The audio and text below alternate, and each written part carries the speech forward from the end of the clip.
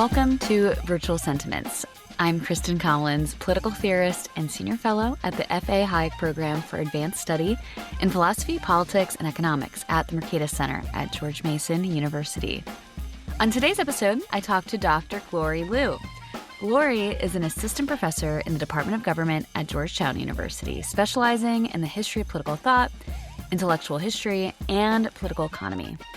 She is the author of Adam Smith's America, How a Scottish Philosopher Became an Icon of American Capitalism, from Princeton University Press, published in 2022.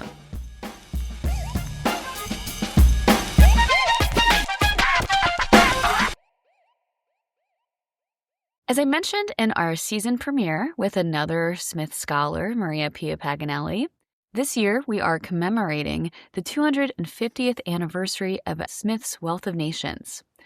This conversation with Glory complements my earlier interview with Maria, while also touching on the second big 250th anniversary of this year, the Declaration of Independence and the American founding. Glory and I situate Smith's concept of the invisible hand within his larger critique of what he termed the mercantile system of Great Britain. We talk about how much this part of Smith stands out given the problems that today's liberal democracies face with respect to state capture, which was a common theme of this season so far, with episodes with Sam Bagg and Henry Farrell. But given Glory's expertise in reception history, that is to say, how readers of Smith in different times and places interpreted his work in conjunction with their own questions and concerns, Glory helps us think critically and deeply about what we do when we seek to draw lessons from past thinkers who are living in a wildly different context than we are. She helps us think about what it means to commemorate a historical figure or text.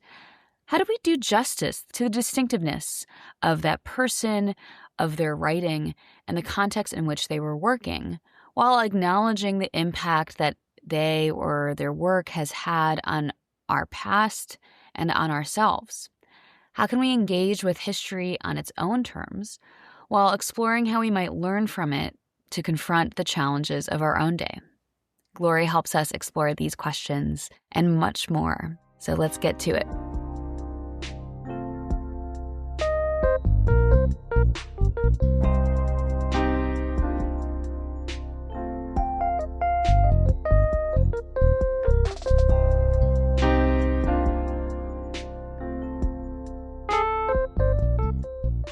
On today's episode of Virtual Sentiments, we're talking to Dr. Glory Liu. She's an assistant professor in the Department of Government at Georgetown University, specializing in the history of political thought, intellectual history, and political economy.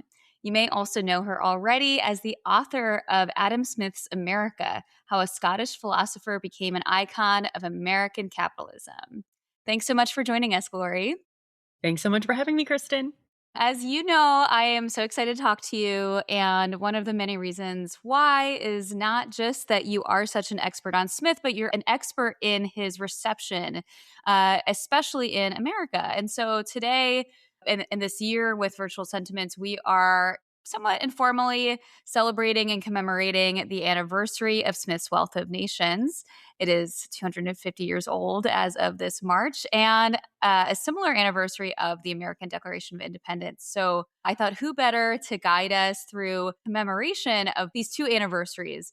What does it mean for us to commemorate Smith? And also, what is Smith teaching through his work, and how has it been received over time as we continue to read him today for our own reflections and insights on political economy? So thanks so much for talking with us today about those issues.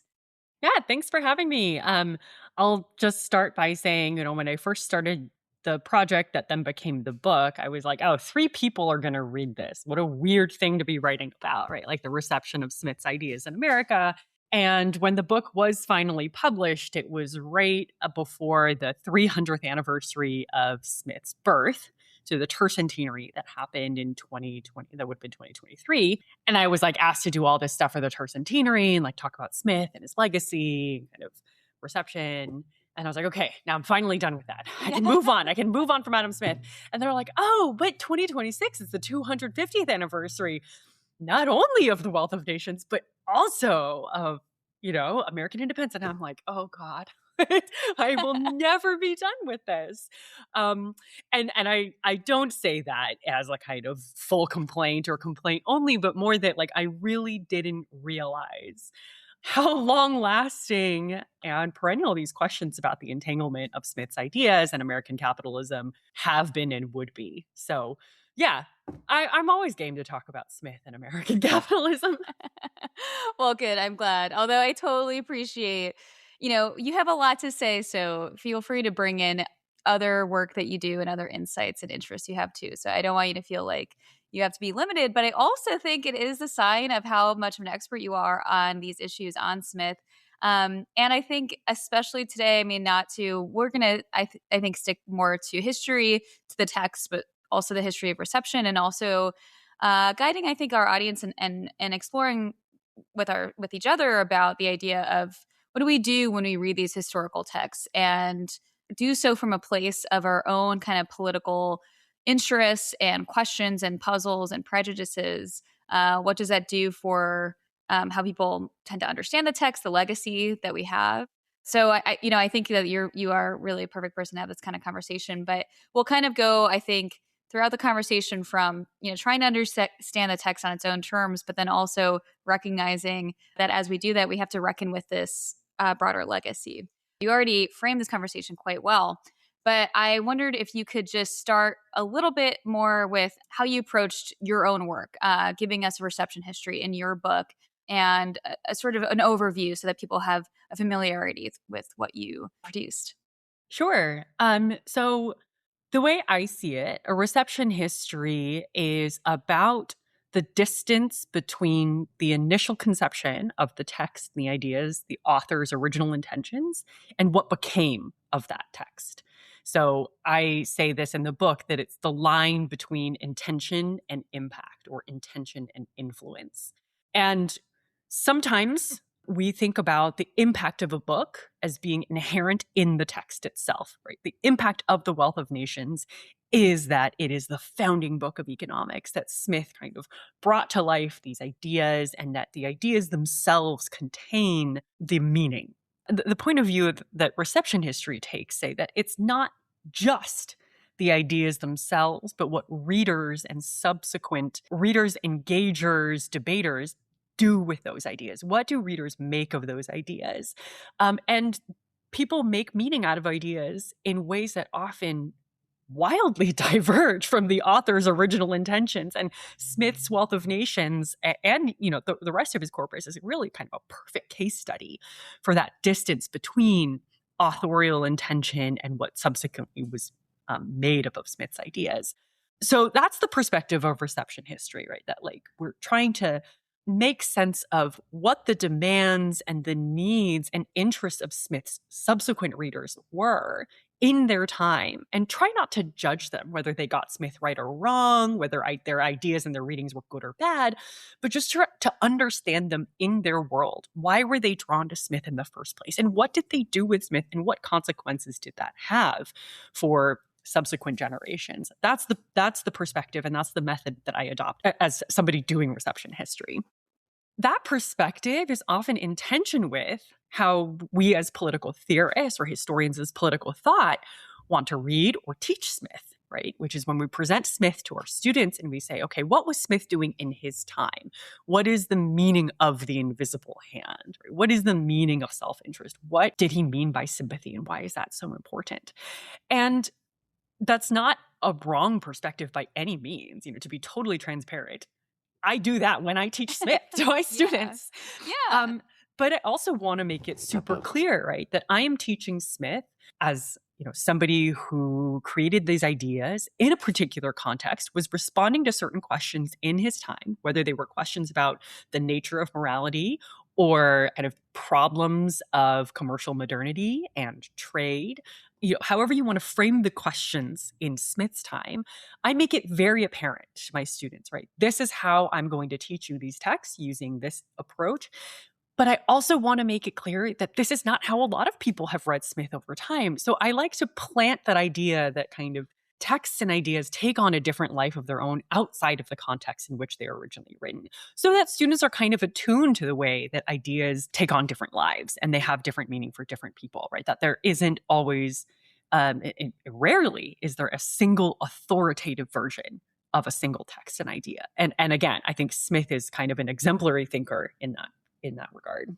Yeah, no, excellent. And so I thought maybe one way in is if you could give us maybe that more of how you might teach Smith in terms of the historical context. And, there's a lot of, we're not going to do a full Sure. class session here by any means, but so feel free to maybe just give what you think are some important details for us to have a grounding in Wealth of Nations, especially. And whether it's, particular parts of the argument, the context in which he was responding, that, what kind of conversation was he a part of, or things like the invisible hand that people are familiar with, and how you would teach that in a class. Oh gosh, that's a really good question. And I'll just say up front that I've taught Smith in a bunch of different contexts. I've taught a semester-long class exclusively on Smith. I've done one-off lectures where I get 1 hour to teach the theory of moral sentiments and the Wealth of Nations. I've done it over 2 weeks, right? Like, there's no perfect way to do this. And it's going to be very context dependent. I teach Smith differently in, the course that I was teaching at Hopkins, which is a course on social theories of the economy, than I would if I were giving a guest lecture in a kind of history of political thought class. So take all of that with a grain of salt. I'm going to split this up into kind of 2 chunks. I'll talk a bit about how I frame the theory of moral sentiments and then how I frame the Wealth of Nations. So typically, when I teach the theory of moral sentiments, I start with the title, the theory of moral sentiments, right? What kind of theory is it? I say, well, it's a kind of explanatory or phenomenological theory, right? It's not necessarily prescriptive theory, though there are aspects of it that seem very, very normative. And in Smith's time, it was very common to mix the kind of normative with descriptive language. So I want students to be attuned to how different it is as a theoretical text and also as an empirical text. Then I'll say, okay, what does moral mean? Okay, moral is not just ethical. It means something closer to psychological or social, right? Moral is used in contrast to the physical or the natural. Sentiments. Okay, why sentiments? In contrast to reason, right? Smith is engaging in this debate that stretches back to like the 16th, 17th century about the nature of morality. Is it grounded in reason or is it sentiment? Okay, well, so the title already signals, right, that he's trying to do something pretty expansive here, right? He's trying to offer a broad phenomenological theory of where our ideas of morality come from. And we have some indication that they're grounded in sentiment. But as we work through the text, we'll see that it's a little bit more complicated than that. So I like to frame it that way because A, it helps students just like in really basic terms, get a hold of what this text is up to, right? And it situates Smith in this longer debate about human nature and the nature of morality. And then I usually only have time to cover things like sympathy. So we'll read the very first passage out loud and we kind of break down, like, what is Smith doing? Why is he saying that sympathy is this mechanism by which we project our imagination into somebody else's shoes? And that's how we kind of fill in the gaps of what people might be feeling and how we make sense of our own feelings. So I make sure to talk a lot about sympathy, the imagination, the impartial spectator. And then as a little teaser, and this might be controversial because of debates in the Smith scholarship, but I love leaving students with this open question of the chapter in, 1311, the section on the corruption of our moral sentiments. And again, because it has been at the center of so many scholarly debates about corruption and commercial society, that's precisely why I want to introduce it to students. Not because I want them to settle a scholarly dispute, but because it's such a great launchpad for talking about the relationship between morality and what, we can call commercial society, market society. What is Smith doing? And the number of times that students have been spot on in anticipating scholarly debates about like, well, no, he's actually criticizing, the accumulation of wealth and our admiration for the wealthy. And then other people are like, no, I think he's just describing a weird quirk of human psychology. Right? Those are the debates that I like to kind of foster in class to get students to engage with a text and to realize that there's ambiguity and that there are differences in interpretations, but also to start thinking about connections across Smith's works. That's kind of my template for how I introduce the theory of moral sentiments, right? There are a ton of ways to do this. I mean, you could spend weeks on like part 6, right? On like the character of virtue.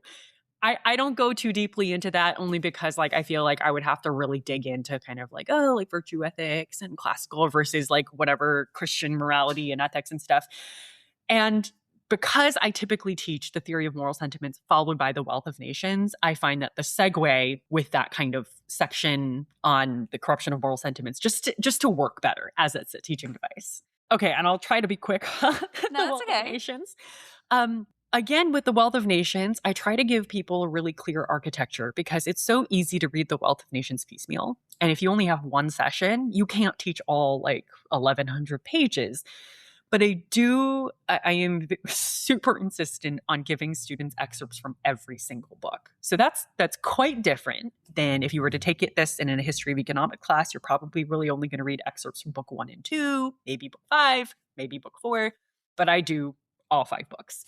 So it tends to be a lot of reading, but I tell students like, okay, the goal of this class is to see how everything hangs together. Like we're not just going to focus on the invisible hand. We're not just going to focus on mercantilism. We're not just going to focus on the, weird bits about education. I want you to see the architecture of Smith's work. So I try to lay that out for them, right? It's an inquiry, not a manifesto, into the nature and causes, right? What is the nature of wealth? He's got to define what wealth is. And that's also one of the radical moves that he makes, right? He's offering a different definition of where wealth comes from. What causes it to increase or decrease? There's another claim that he's making. And it's also the wealth of nations, not the wealth of individuals, and not optimized choice making under constraints, right? Like to really clearly signal to students that what we think of as economics is not at all what Smith was doing at the time, right? And the reason why he's offering a different definition, not just definition, but a different conception of wealth is because at the time, the definition of wealth was this mercantilist one. And so that gets us into the context that helps us better understand why he has to start off with this long description of the pin factory and the woolen cloak and stuff, just so that wealth is generated through the advancement of the division of labor. And then by the time we get to book 4, we get the critique of the mercantile system, we better understand, oh, right, he's writing in this time where this different understanding of wealth as kind of gold and silver in the balance of trade was firmly entrenched in the political system. How is he going to overturn that? How does he explain the durability of that system, and how does he overturn it? Then that helps us set up book 5, which is usually kind of this weird tacked on assemblage of stuff, right? Education, militias, taxes, but yeah, justice and stuff. But I think once you teach the arc of the wealth of nations in this way, right? Like the argument and theory builds, you better understand what Smith is doing in book 5. And I have a whole paper on that I won't go into, but that's how I would say like, that's how I frame it. And that's kind of my motivation for teaching the wealth of nations in the way that I do. No, excellent. I think that makes sense. And so let's then start with, understanding that architecture of the text a little bit more. And I just want to dig in maybe specifically to the idea of him constructing alternatives to and an argument against what he saw as the dominant system, the mercantile system. And so would you mind you did kind of lay out the details, but just I want to make sure that we're giving kind of the language to people who are going to be listening of different academic disciplines or different levels of experience in this literature in general. So would you mind kind of, giving us more of what did that mean, the balance of trade, for example? Yeah. So book 4 of The Wealth of Nations is called Of Systems of Political Economy. And here he kind of gives an overview of what he calls the commercial system of Great Britain, or the mercantile system, sometimes called mercantilism, but he uses the phrase mercantile system. And what he's doing there is basically outlining what was the dominant political and economic order in Great Britain, which is this view that wealth consists of gold and silver coin in the treasury, and that the more gold and silver coin the treasury hoarded, the wealthier you were. And the best way to do this was to maintain a favorable balance of trade, which is to export more than you import, which often meant creating policies that privileged companies in the business of exporting slash import trading, right? So that a certain company would have exclusive privileges to, say, import and export tea between India and the British colonies in North America, which is exactly what happened with the British East India Company. So this is the policy for well over a century. I'm going to get my economic history wrong there, so please don't quote me on that. But this is the dominant political and economic order in which Smith is writing. And in this chapter on the mercantile system, I'm going to pull up my book here. So I'm using the standard edition, so to speak, the Liberty Fund edition, and I'm on page 429, book 4, chapter 1 of the principle of the commercial or mercantile system. So this is the first paragraph where he says that wealth consists in money or in gold and silver is a popular notion which naturally arises from the double function of money as the instrument of commerce and the measure of value. So this idea that money is wealth, as well as the kind of medium of exchange, it's a popular notion. Why not? But then he kind of goes on and is like, okay, well, we say that a guy is rich because he's got a lot of money. Do we also say a nation is rich because we have a lot of money? Sure, this seems plausible, right? And what he's doing here is he's reconstructing how it is the logic of money as national wealth becomes the dominant logic and the political and economic order of the time. So by the time we get to page 433, he's basically saying like, okay, well, how did the arguments for mercantilism actually take into effect, right? It's like, okay, it seems like pretty sound logic, right? National wealth consists in money, export more than you import, seems right. He says, these arguments were partly solid and partly sophistical. Partly solid so far as they asserted that the exportation of gold and silver in trade might frequently be advantageous to the country. He's like, yeah, that makes sense. That seems fairly solid. And then he says, but they were sophistical in supposing that either to preserve or to augment the quantity of these metals required more the attention of government than to preserve or to augment the quantity of any other useful commodities, which freedom of trade, without any such attention, never fails to supply in the proper quantity. So he's like saying, okay, but these arguments also had this flawed logic in thinking that in order to augment trade, you needed the protection of government, right? These special policies. And this is where I think he does such a great job in saying, like, it's not surprising that this theory of wealth became this ideology and then a political order, because it's partly solid and partly sophistical, right? Things that are kind of part sound, part unsound tend to be the arguments that work.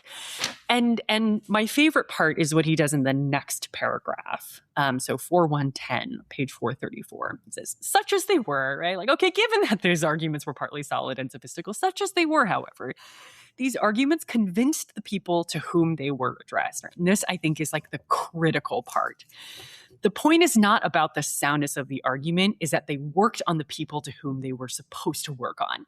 They were addressed by merchants to parliaments and to the councils of princes, to nobles and to country gentlemen, by those who were supposed to understand trade, to those who were conscious to themselves that they knew nothing about the matter. So again, it's like, I like going slowly here to point out to students, it's like, it's not just about the logic of the argument. It's about who's presenting the argument to whom. People who are kind of in this position of structural advantage, the merchants, right, who can make these convincing arguments about how this is supposed to augment national wealth, to people who are like supposed to know about this, but not really, right? And they're supposed to make decisions. That foreign trade enriched the country, experience demonstrated to the nobles and country gentlemen, as well as to the merchants. But how or in what manner, none of them well knew, right? It's like, okay, you can make arguments about like, yeah, this is going to have this effect, but you don't know anything about the mechanism. The merchants knew perfectly in what manner it enriched themselves. It was their business to know it. But to know in what manner it enriched the country was no part of their business. So that's the other thing that I underscore, right? That merchants know exactly how this is going to benefit themselves at the expense of the public. It is no part of their business to know how this policy is going to benefit the public. And then I tie that back to something that Smith says in book 1, right? Where he says that, like, look, in these 3 great orders of men, people who live by wages, people who live off of profits, the merchants, and people who live off of rents, the landowners. Anytime there's a policy being debated that has to do with commerce or trade, whatever the merchants say, it is almost certainly going to be against the public interest, right? Because he knows, right, that merchants, they're not evil, but their interests are directly opposite of that of the public. And that's the thing that he underscores in this chapter. And I think it's so easy to miss if you don't pick up on this thread. No, I think that's exactly right. And I agree completely. And I think one reason why this matters is because often there was, a very long time, a legacy of reading Smith and focusing on the invisible hand, when the invisible hand passage itself occurs in this book, in the book on and in sections talking about mercantilism and talking about restrictions on trade. And so here, by setting this up, we show that the political system itself, restrictions on trade, were themselves the language that we would use of state capture, of merchants being able to influence policy. And part of that being because of a lack of knowledge on the part of those who were directing policy and politicians. And it's not necessarily just that, it's not that either party is especially evil or especially vicious, or it's also not that like legislators are just kind of like derpy, right? Yeah. There's this asymmetry of knowledge and interests, and merchants are working with legislators, and legislators are very happily going along with what merchants saying, trusting them, saying like, yeah, sure, if what you say says that this is going to increase national wealth, sure, let's do it. Right. So it is a form of state capture that is subversive in outcome, but not necessarily with this like malicious, devious intention right from the get-go. And I mean, he's quite critical. And so, I think in a lot of passages, he comes across quite critical. And so it can, but that's why I think like, and in fact, this is actually throughout, I'll set aside, but there are moments throughout where he'll, in the chapters on the British East India Company, he specifically talks about the structure of having a monopolistic company and how that shapes behavior. And he specifically is saying it's not just... It's not individuals, but it's yes, the system. Yeah, exactly. And so that kind of system thinking and structural thinking is so crucial. And I think even though he is willing to, even though he's so measured so often in his writing, though he has these moments of strong critique. And so if you focus too much on that, then you might miss that ultimately, though, he's a very structural thinker. Yes. And he cares about power. I think that's the other thing that I emphasize, right? And this is where the kind of the political theorist in me comes out a little bit, is that like, I draw my students the attention to Smith's attention on power and power asymmetries, right? Like, who doesn't have power? The ordinary worker here. Yes, legislation exactly. is stacked against them, right? Because if ordinary workers try to combine, then like the law comes slamming down on them. But it's very easy for masters and employers to combine and to ensure that like labor movements and agitations don't make it anywhere, and to pass legislation in favor of the employer, right? So power and power asymmetry play a huge role in how Smith sees economic life, and that's the other thing I underscore, right? Political economy is it's an attentiveness to power and how that shapes economic relations. Yeah, that's right. And I think, and it's also, it's always a feedback kind of dynamic, because it is also institutions and laws partly contribute to why workers can't combine as easily and agitate as easily. But then it's a vicious cycle by which, because their employers have more political power, they can entrench that system more easily too. Yeah. There's one more thing that I wanted to say, because you brought up the invisible hand thing, which is that, this section of The Wealth of Nations, this whole book, it's huge. Book 4 of The Wealth of Nations, is often seen as like, this is Smith at his most anti-government, in his most anti-government mode ever. And the invisible hand is often used in contrast to, right, it's the invisible hand of the market as opposed to the heavy hand of government. And what we've just talked about here, right, Smith's outline of the commercial system of Great Britain and kind of mercantile collusion, it is not Smith saying, government sucks, down with the government, right? He's saying, no, this particular alignment of wealth and power and using the law to rig the economy, if you will, That is the problem, right? It's not government intervention in the economy is bad. It is the specific alignment of a social class that uses wealth in order to capture legislation, in order to rig the economy. Like, that is the target. I completely agree, and I am gonna, if you will indulge me, I will read the other that I think you brought us into the more measured. I'm gonna read some of that like more inflammatory rhetoric. Oh yeah, I Smith. love inflammatory Smith. The passage I know I the passage it's the book 4 part 2 paragraph 43 on page 471 of the Liberty Fund. So here's talking about, he's talking about freedom of trade, which is what he seems to be arguing for, but then he's also acknowledging just how hard that is. So to expect, indeed, that the freedom of trade should ever be entirely restored in Great Britain is as absurd as to suspect that an Oceania or utopia should ever be established in it. Not only the prejudices of the public, but what is much more unconquerable, the private interests of many individuals irresistibly oppose it. Then he compares, essentially two merchants to a standing army, in the way in which the army officers might animate their soldiers. So does the employers animate, inflame their workmen to attack with violence and outrage the proposals of any regulation that would lead towards freedom of trade. And then he says, the member of parliament who supports every proposal for strengthening this monopoly is sure to acquire not only the reputation of understanding trade, but great popularity and influence with an order of men whose numbers and wealth render them of great importance.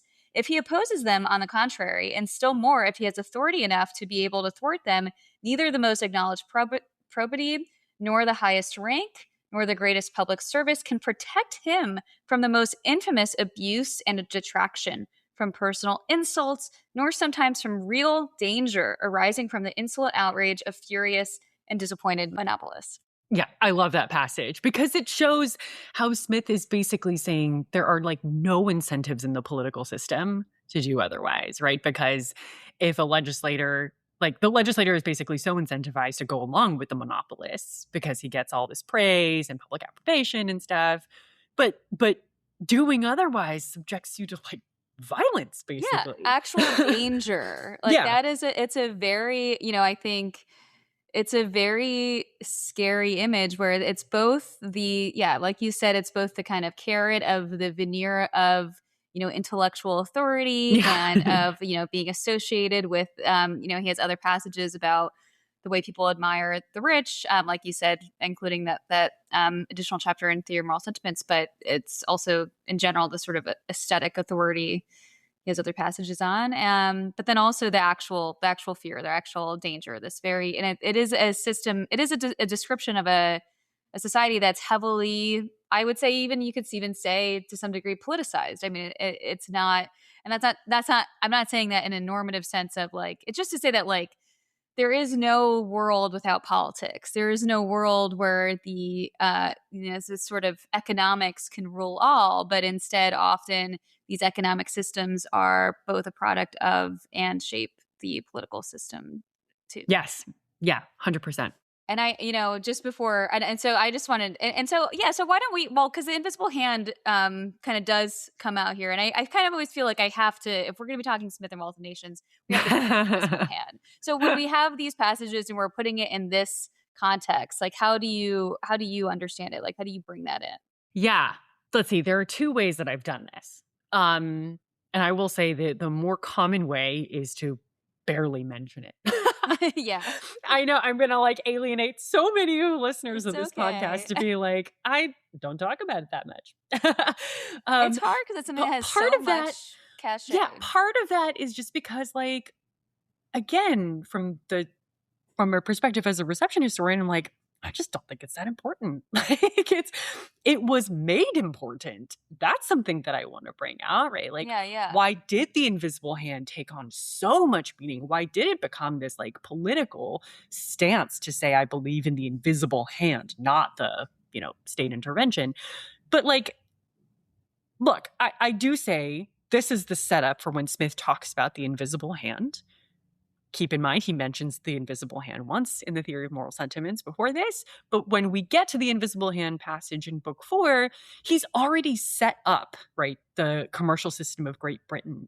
And he does this kind of like walkthrough of the logic of what would happen if a person was given the choice to invest their capital close to home or abroad. And he's like, well, like, let's walk through this. Person with capital is probably going to invest closer to home because they know the culture more. They have a better sense of credit and reputation, and it's less risky than to send their capital abroad.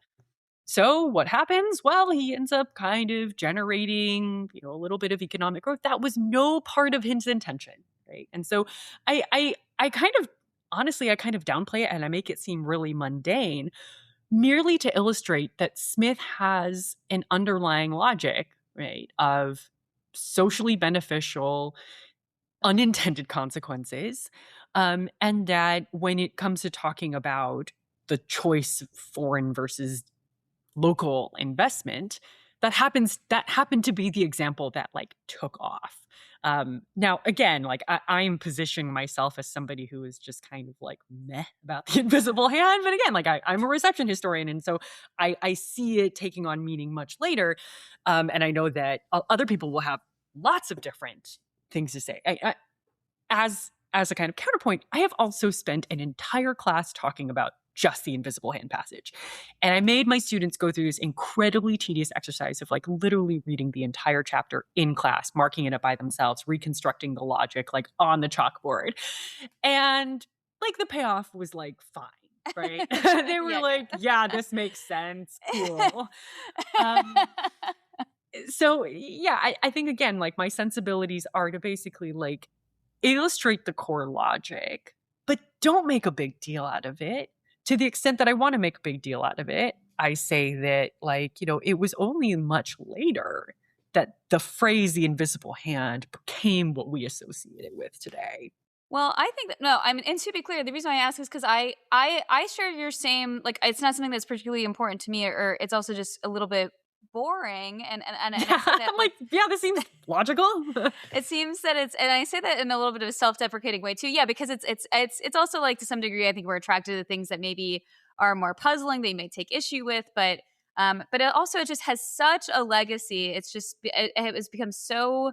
It's so often the way that people kind of summarize Smith or kind of the bumper sticker Smith that then once you actually sit down and read the text, it has this big shadow looming over it. And then when you see everything else, like the earlier sections you were talking about where he says, well, not every order, not every part of society has their interests so perfectly aligned with the public interest, including merchants. And that's how and that explains this mercantile system that he's critiquing is crucial. And it seems to be at odds, but I think it's not entirely. But if you only if you only know the invisible hand and that's all you think about, it'll make it harder to see the rest of the text. And I also think that actually, I will say, and this will get us, I want to talk more about your work in the reception history and the idea of the kind of the politics of commemorating.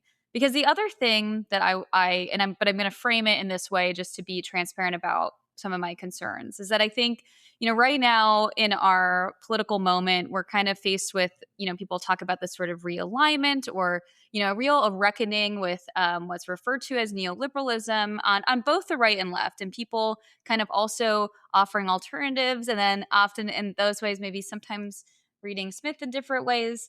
So it, that sort of continual conversation it goes on. But then there's always this concern I have, which on two levels, which is one, the invisible hand itself could become a kind of system. I mean, so much of what people who emphasize the invisible hand like to argue against or what they also like from Smith is when he criticizes the man of system, the man who wants to kind of reform politics according to this kind of perfect plan. And the invisible hand is this nice, and it can often serve as like intellectual humility to remind us that that control won't work and that we don't necessarily need control. But then there is also this risk where if you take this kind of metaphor too far, you treasure it too much, then you might end up even unintentionally becoming a kind of man of system or imposing a sort of system approach and not thinking with more political nuance or tact or kind of what are the different conditions required to maintain liberal democratic institutions, let's say. Yeah. Yeah, 100%. And what I loved that you just did there was basically like use Smith on Smith, right? That like Thanks. that you were being really consistent with Smith's own view about system thinking, right? And the dangers of taking kind of an ideal in the abstract and designing a whole political order, a whole social order around it, thinking that you, the designer, have agency to, right, like move the pieces on the chessboard, as he says. And so even what we think of, or what subsequent readers made of Smith's like the Smithian system of the invisible hand, right, like is itself liable to becoming a type of system thinking, right? And that would be the most Smithian way of thinking about the possibilities and limitations of whatever you want to project onto the invisible hand. Yeah, and then the second part of that though then too is that as we reckon with that kind of legacy and that kind of image or that kind of risk, there is then also, because that's what a lot of other people might associate Smith with, they don't recognize everything he has to say about power, everything he has to say, that the sort of the skepticism of the mercantile system comes from this deep concern with power dynamics, with how institutions enable the entrenchment of dominant orders of society, of employers, of the wealthy, in various ways. And so having to kind of go back to the text, I don't. The other thing is that, like, so it's like on the one hand, I want to kind of show, look, this still might actually hold some insights for us, but we don't want our engagement with the text to be simple appeals to authority. We also have to be kind of conscious of what exactly is it that we're doing when we're going back to Smith. Yeah, couldn't agree more. So I was wondering then if you could walk us through a little bit more on your kind of your thoughts then on like what we're doing when we're going back to Smith now, what some of your favorite kind of stories from the reception of Smith, maybe if we take back, if we're right now thinking about the 250th anniversary of the Declaration of Independence, how was Smith received in the early decades of America? Yeah. So you asked about kind of what it is that we're doing today when we're commemorating or celebrating Smith, and to what extent our celebrations today are different from the way Smith was celebrated, invoked, debated, or whatever in the longer reception of Smith. So thank you for asking that question. I've actually written a really short reflection piece on this that's coming out in a volume for the celebration of the 250th. So, to be clear, I think there are all kinds of versions of celebrating Smith or commemorating Smith today that we've seen, from the kind of merely decorative or ornamental. We just like to drop some quotes and say, oh, look, wasn't it so kind of like divinely ordained that the Wealth of Nations and the Declaration of Independence were both written in 1776, right? Like it's destiny that America and kind of the origin text of capitalism came out in the same year, right? Like there are those kinds of things, and those are all over the place, right? And look, I've been conscripted into writing pieces for the Wall Street Journal on this because they're doing this big retrospective on 250 years of American capitalism. And, again, I think that part of it is American exceptionalism, right? Like just a perennial obsession with like what, if anything, makes American capitalism exceptional or special. There's a critical version of that too, right? Like what, if anything, makes American capitalism kind of like the worst version of capitalism? Some people might ask. And I also think that there's something with Smith that's entangled. I wrote a whole book on this, with kind of how America has viewed itself, right? How it's positioned itself against the kind of old world, right? This was true in the kind of like early 1800s reception of Smith, and these American textbook writers and educators trying to say like, look, well, we have all these resources on political economy, but Ricardo and Malthus are writing for kind of this like dire situation in England, and like we've got green pastures, so we don't need Ricardo and Malthus. Like we need Smith. But then there are also people debating, right, whether Smith was really appropriate for a particular sectoral interest, right? During the Civil War, there was this big divide between free trade in the South, who, really leaned into Smith as the founder of science of political economy to say that, free trade was founded in the science that Smith gave us. And so free trade should be the kind of national political order versus people in the North who, some of whom were anti-slavery, but many of whom were kind of more pro-manufacturing interests. So again, Smith has always been this resource and this device to critically reflect on what is the constitution of American political economy. So that, I think, is kind of just the big takeaway, why Smith and kind of our idea of America are always going to be kind of tangled with one another.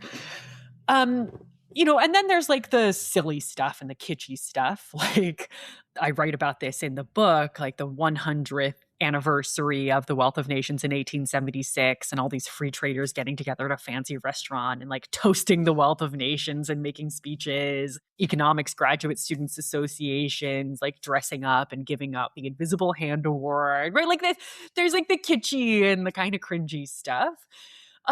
That's gonna happen no matter what. Like I find that stuff cute and fascinating. And there are deeper stories underneath it that have to do with the kind of trajectory of the discipline of economics and how it relates to politics and stuff.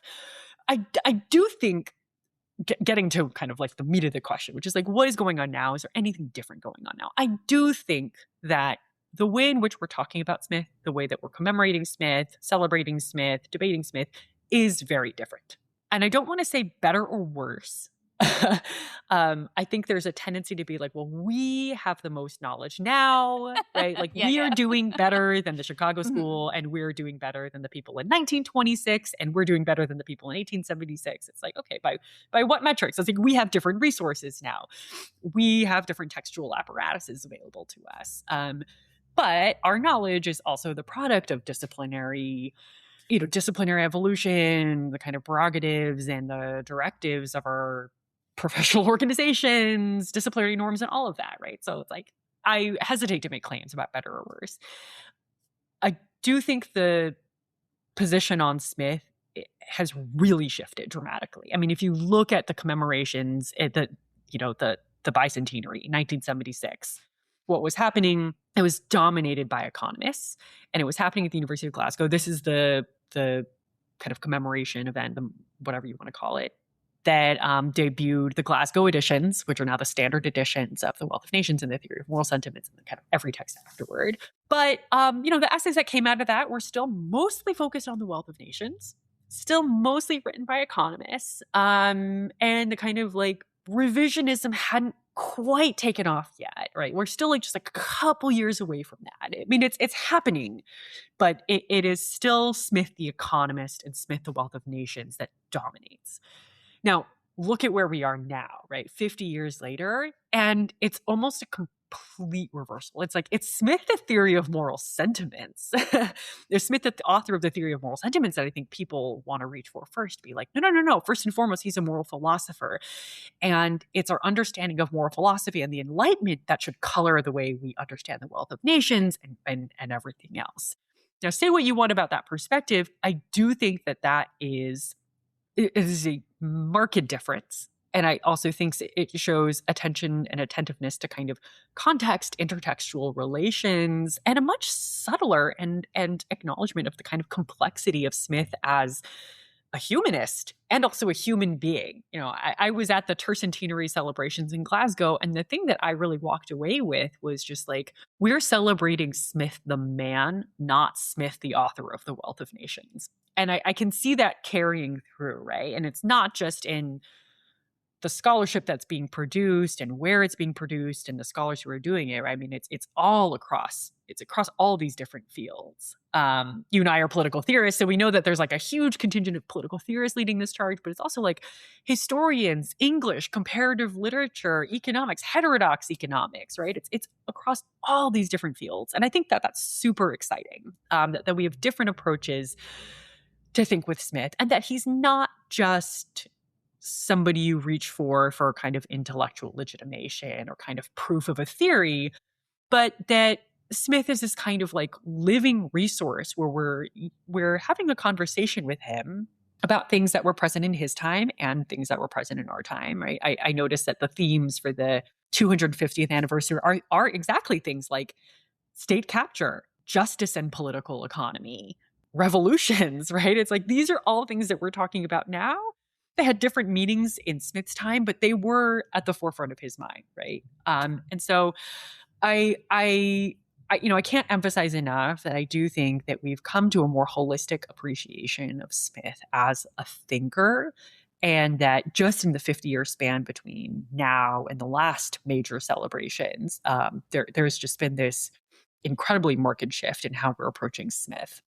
No, I think that's excellent. I mean, that's a great summation. And I think it is very exciting. And I guess I wonder, yeah, I mean, I think it's interesting to think about, though, how much of our current moment then owes itself to some degree to, I mean, I think things like the Glasgow edition of the collected works and the Liberty Fund books, especially, that people have come to rely on, our Bibles, so to speak, that have like made that more holistic approach to Smith possible. So then you also kind of, I mean, not to be, I guess I forward thinking, but it's interesting to think about like what will be the legacy of these commemorations in the future. I mean, hopefully, hopefully. I threw out this idea the last time I saw Craig Smith, and I was like, you know what we need like the annotated Wealth of Nations, or not just the annotated, because there are annotations all over the Glasgow editions. But I don't know if you have like the landmark Thucydides or the landmark Herodotus, right? But like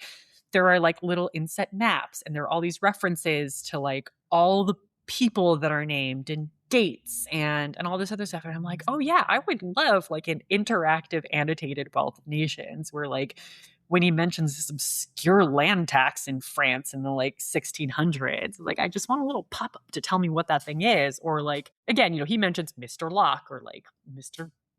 Quenet. It's like, oh, you should have a little bit more than just like author date of birth and date of death in there. But yeah, just a little bit more fleshed out, interactive, like maps are good. I feel like, anybody who takes on that project is going to be working on it until they die.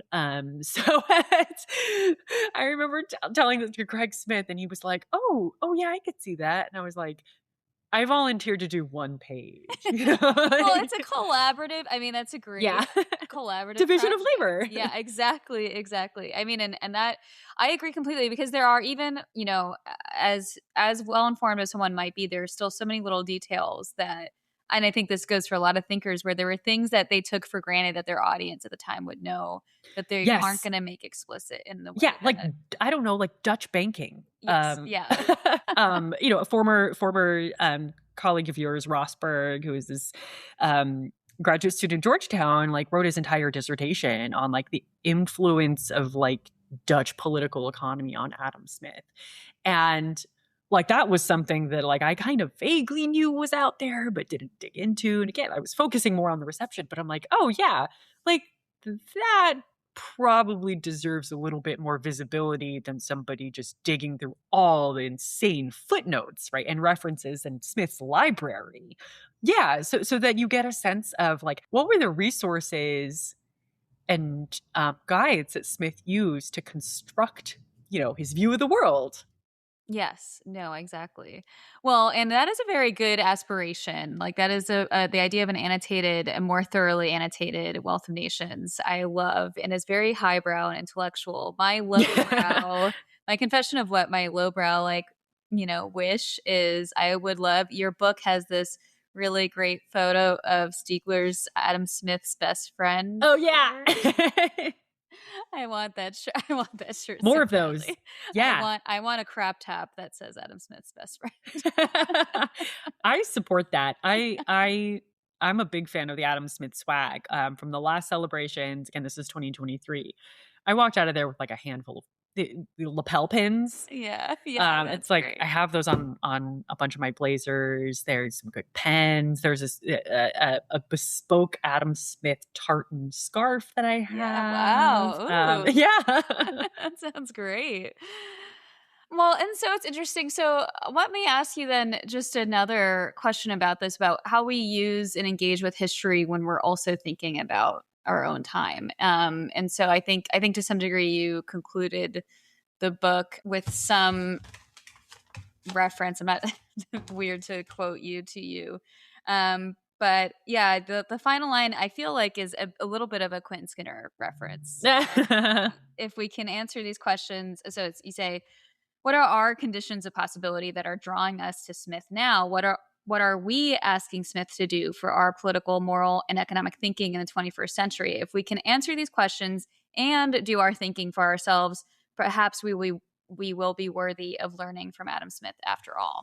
And so I was wondering if you were thinking of Skinner and if you were thinking about, what does it mean for us to do our thinking for ourselves? I would say that, like, when I think about what we're doing in these commemorations, but also what we're doing when we engage with Smith is he's like a really intelligent interlocutor. Like, he's someone through which I can develop my own judgments, but that doesn't mean I don't think I want to be wary of the sort of idea of using him to legitimate my own views. I think that's dangerous, but I also think there's something to be said for being candid about our own kind of political motivations to some degree too. Yes. Yeah. And I also want to reiterate, like, I don't think scholars are just going to Smith to legitimate their own views. Like, that's not usually the reason why people are turning to Smith. Like, there are a whole other reasons. And I think one of them is we have questions that we're interested in, and we want to see what Smith's answers to those questions are, right? Whether it's about state capture or state capacity or inequality or the relationship between ethics and economics, right? These are questions that we're asking. And in some cases, they might have been questions that Smith was asking.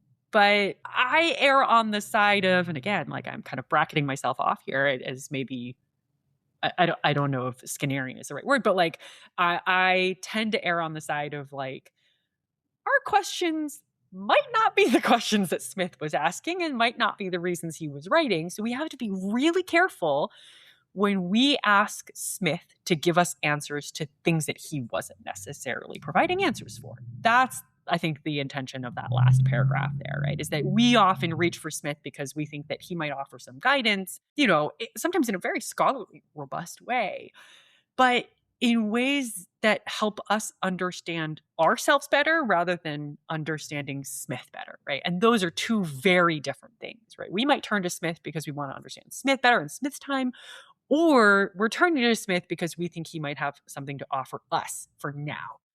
And there's gray area in between, but I really wanted to differentiate those two things because I think they could be very easily confused because we often aren't totally aware of those differences. I mean, especially as we were talking on the kind of state capture stuff, right? Like, for me, that is one of the primary concerns that I have about, like, our contemporary moment. So I'm like, I see state capture everywhere, right? I see the conspiracy of the merchants everywhere.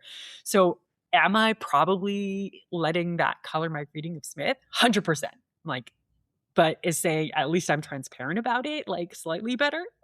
I don't know, right? But like, but I think I want readers, especially the kind of like newer readers to Smith, to be aware, right, that there is a difference between reading Smith to understand what Smith had to say in his time versus reading Smith because we think that he has answers for our time. Yes. Yeah. And I do think that when one is doing, at least for me, I know when I'm doing a project that is much more historical, a little bit more what we'd say Cambridge School, a little bit more Skinner influenced and more about trying to really think in context versus the work that I'm doing. And I guess for me, I put it in terms of a little bit of an intellectual history versus political theory. And I'm not saying that the Cambridge School is a political theory, but I just mean for my own work, I'm approaching it with different goals but either way, always having to be aware of, like, where do I begin and where does the text end? And I think part of working with a thinker like Smith, working with canonical thinkers, especially these kind of big figures,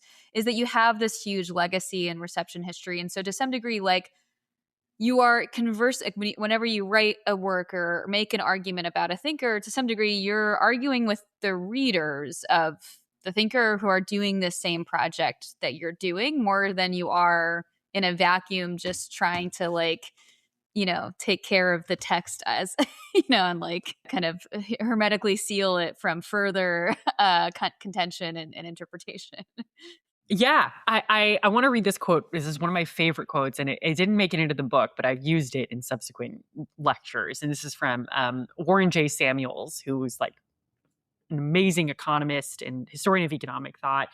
And he has this quote in a 1977 paper called The Political Economy of Adam Smith. And it gets exactly to that point, right? That like one of the difficulties with working like with canonical thinkers like Smith is that consciously or not, usually unconsciously, our mode of interpretation is the product of many decades, if not centuries, of previous interpretations, right? And responding to those interpretations. And he says, the interpretation of Smith has been influenced by a selective filtration process, which has permitted certain views to remain viable and others not. A process deeply channeled by ideology, power, and whatever governs professional or disciplinary concerns, including the felt needs between orthodoxy and heterodoxy in economics, each of which has had its own dogmas and preconceptions about the past and present. Ideological and other filtration has permitted most economists and non-economists to have only an aphoristic appreciation of Smith's view of the economic world. And that was in 1977. He was just so prescient, right, in observing how, like, the ways in which we go about interpreting, even if we think we're doing the kind of best revisionist work possible, is nevertheless kind of part of this selective filtration process. And he doesn't necessarily mean that like pejoratively, right? Like it's not just polemical or intellectual legitimation, right? But like he says, like the felt needs of disciplinary orthodoxy, right? Like how does your discipline go about reading Smith, rationally reconstructing his views, responding to different interpretations, right? That looks very different in economics than it does in political theory or in history. So I love that quote, right? That we have to think of our own approach. Like we have to historicize our own approach. Yes. Yeah. No, that's a really great way to put it, and an excellent quote too. And I think really gets at that thoughtfulness. The thing that I wanted to I did want to, if you're willing to go along with me in terms of people are talking about kind of mercantilism, neo-mercantilism, and this sort of, and so what would be your kind of like, do you have any advice for people who might turn to Smith in that? And it doesn't mean that you have to give your interpretation, but it's like, what are the challenges of doing that in our time? And you know, as somebody who is attracted to, like, I see the state capture everywhere, and you see, and you and me both. I mean, they have more passages. Jacob would have to like shut us down. You'd have to leave the room, and I would just be reading still. so yeah. So this is gonna sound kind of weird, maybe, but I would say like read Smith and then read other people besides Smith too, right? I think that kind of over-reliance, and again, that impulse to be like, oh, what's going on now? Is it state capture? Okay, let's read Smith as a theorist of state capture. And then it's like, okay, well then, like, it's like a Rorschach test, right? Like you're gonna get that view of Smith. Happens to align with my view, like take it or leave it. But I also think, I mean, there's so much literature on this, right? Like neo-mercantilists, there's so many other names, like a kind of neo-patronage system, patrimonial system, or like there's so many ways in which you can slice and dice this space. Like, I don't know, Marx has a lot to say about the moment too. And I don't mean to say that as a kind of like political statement by any means, right? That like, if you think you like Smith, you should probably read more Marx. I just think that's like a generally good intellectual thing to do anyway. But that, again, just being extremely aware of the limits of saying there's this thing that's happening out in the world. Smith must have a category or an accurate diagnosis for this. Be wary of that impulse. Read Smith carefully and see what he brings to light, and then ask, okay, well, like, what was Smith actually responding to in his time? In what ways was the British East India Company similar to or different from whatever it is that you're seeing out in the world right now, right? In what ways are networks of global commerce similar or different to the things that we're seeing now, right? And, the other thing that I would tell listeners and readers who kind of share that impulse, again, I'm like, yeah, I'm on team state capture with you. But at the same time, right, like Smith is not there is no mass democracy in Great Britain at this point, right? That is the other key difference, right? And it is also not industrial capitalism, right? Like if you want to take little c capitalism as like, rule in favor for the capital class, like, sure, you can say that there was a version of capitalism. I think plenty of people would probably say it's like a crony capitalism, right? He calls it the commercial system of Great Britain, but it's clear that what he means, right, is that this commercial system, this political order, is oriented in a way that disproportionately favors people of the capital class, people that have capital and live off of capital. Okay, in what ways is that different or similar to capital today? Well, we have financial capital. Like it is a very, very different historical form that capitalism takes. And so like, again, I completely sympathize with that initial impulse. And at the same time, like all the little alarm bells should tell you like, okay, but what else was different? Like what else is going on in our time or in Smith's time that we should be attuned to, right? It has to do with kind of the prevalence of mass democracy or not, the nature of capital, the organization of capital, and the extent of kind of the organization of democratic politics. Those are the things that kind of go off in my head. Yeah, no, 100%. I think that's crucial too, because I mean, when you look at our moment too, there is plenty of, need to kind of, there are things that I think I would say I'm a fervent believer of democracy, and so yes. Good. yeah, cleared that bar. But but Smith isn't going to be the best resource for that, as you said. I mean, that's not really the world that he was living in, and so I'm going to need to have if I'm thinking about all this, like political theory as a conversation, you're going to need other interlocutors, both old and new. And that's part of, someone can be welcome to be a part of the conversation, but doesn't have to end there. So that's essential too. I do think that there is what I find exciting about it though, is I do think because this is always an ongoing conversation, because he's a thinker with such a big legacy, is that the new things that we're facing might also shape the way we can see, better appreciate aspects of his arguments that maybe we didn't appreciate in the past, or we're not front and center for people. So yeah, for sure. And again, like that's part of the view that informs my approach to reception history, right? That like there are certain things that are making up our mental and moral and intellectual and political worlds that are shaping what we bring to a text that we're reading, whether it's Smith or Machiavelli or Hobbes or whatever, Mary Wollstonecraft, right? That the demands that we bring now are possibly very different from a reader in 1855. And so we have to reconstruct what life was like in 1855 and understand, everything from like, oh, well, guess what? American democracy looked a little different back then. And so did American higher education. And the economy was very different. I mean, to speak of a national political economy would be very strange in 1855. And so people are going to have a very different view of Smith and how they're reading him and how they're teaching him. And that informs what they get out of the text and why they're reaching for Smith. Well, this has been an excellent conversation, Glory. Thank you so much for taking the time to chat. And I could talk to you for hours, so this was fantastic. I'll just say, thanks again for having me on the show. It was a really fun conversation. Great. Awesome. Of course. Anytime.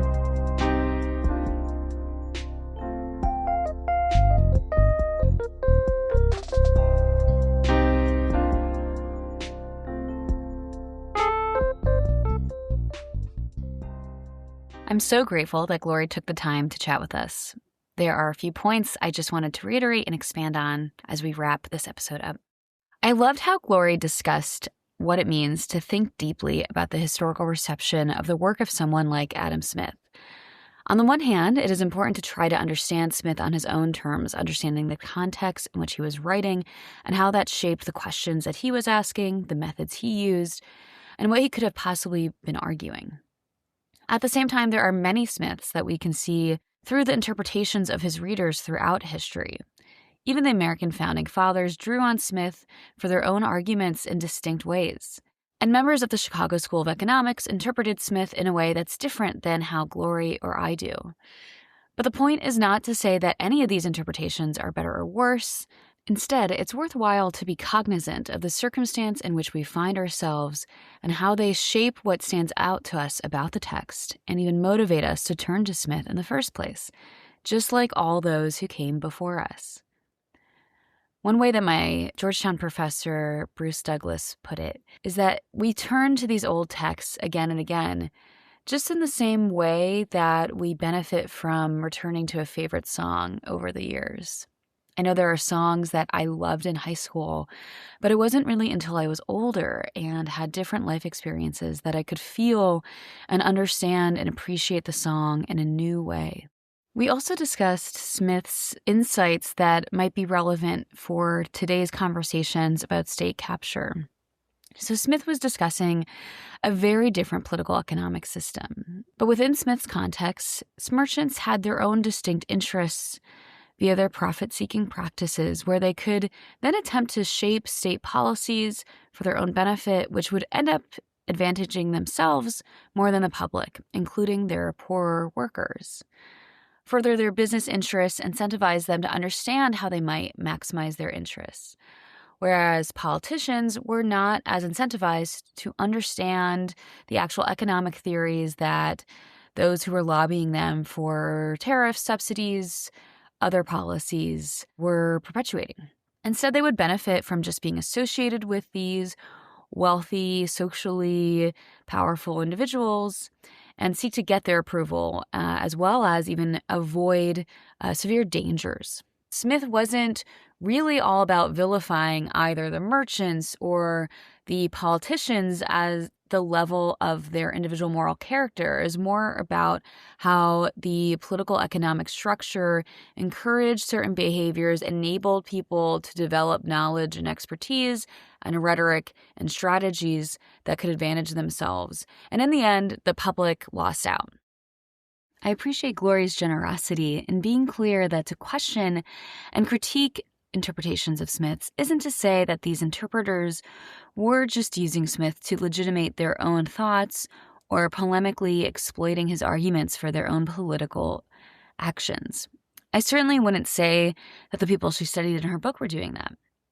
But it is something I think a lot about when I do my own work.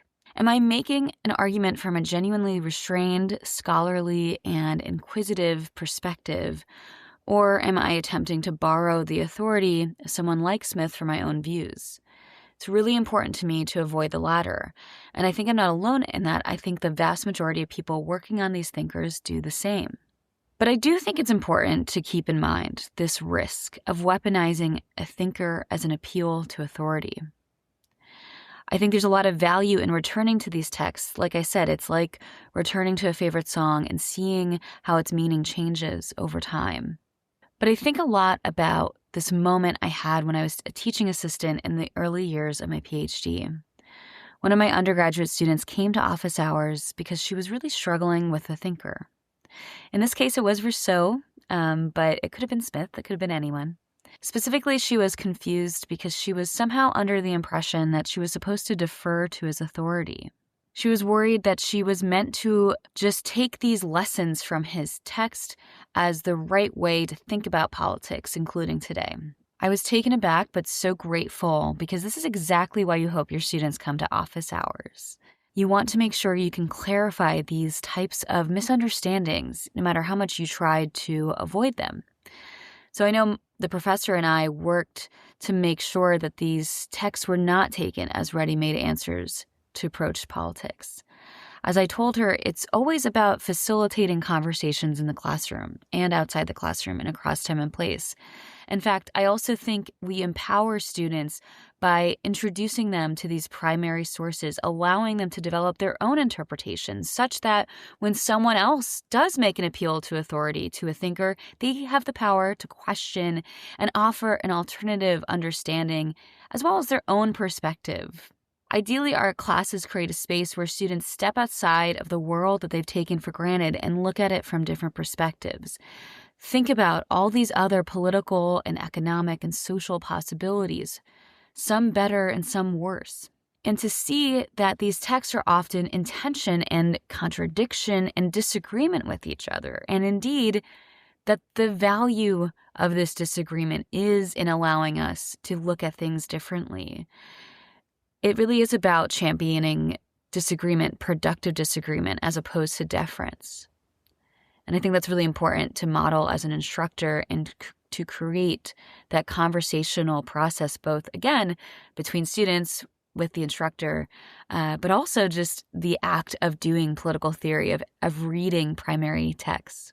At the same time, why deny that there are times when we come to a text and are struck by how much it resonates with us, that despite the differences between yourself and the thinker, they have these arguments that bring to the fore the same political, economic, social, personal, and existential questions or concerns that eat at us.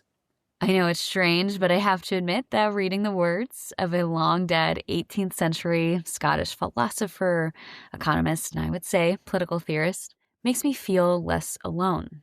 But commemoration should not and cannot be the same thing as blind idolatry, especially for anyone who truly treasures freedom. Thank you so much to Glory for having this excellent conversation. Thank you so much to all of you for listening. Till next time.